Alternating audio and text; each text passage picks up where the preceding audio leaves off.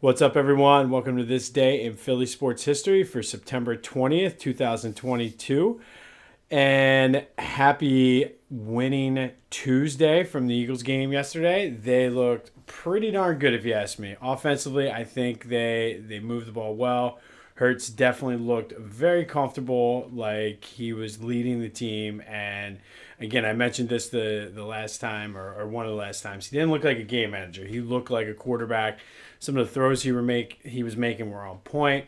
I'm glad to see the defense stepped it up. Yes, it was against Kirk Cousins, who was horrible on Monday Night Football, primetime in general, but he has played very, very well against the Eagles. So to be able to shut him down with Justin Jefferson, Dalvin Cook didn't do anything. Thankfully, the rest of my fantasy team did pretty well because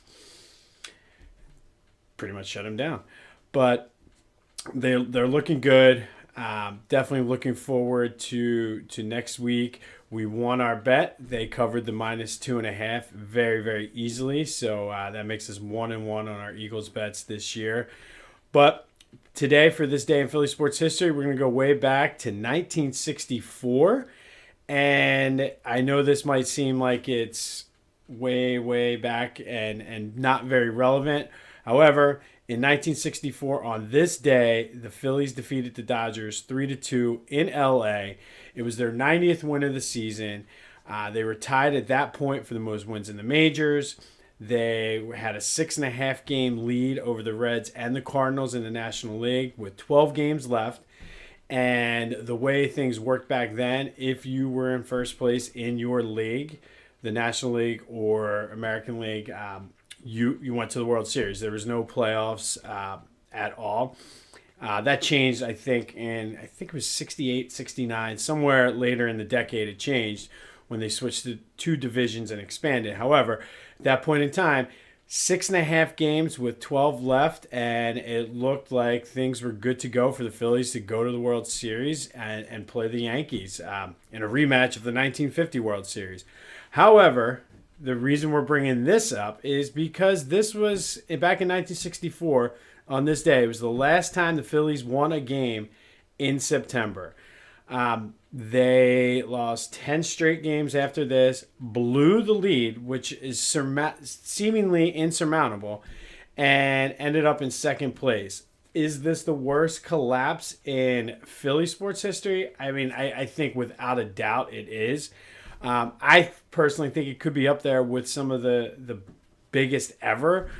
I think the Mets in 2007 was comparable, but I don't think they had such a big lead on the Phillies back then with so little games to play. I mean, basically, all the Phillies had to do was win 4 more games out of their next 12. Or even out of that 10, 4 of those games, and they probably would have clinched the pennant and gone to the World Series. Hopefully tonight, soccer practice got a little bit, we got rained out, so now we have an extra soccer practice tonight for Ella. So my goal is to tape the new episode of Back to the Future, which usually this won't happen, but we're going to get a double dose of this 64 team as we're going to dive in deep to the what ifs and just the impact that this collapse had on the city in general, not only just the Phillies, just the city of Philadelphia. So make sure you check out Back to the Future wherever you get your podcasts. New episode dropping within the next 24 hours or so. So be on the lookout for that. Follow me on TikTok, Jimbo_Mont.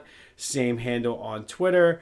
Like the YouTube channel if you haven't already for these posts, and I have some other things coming down the pike in the future.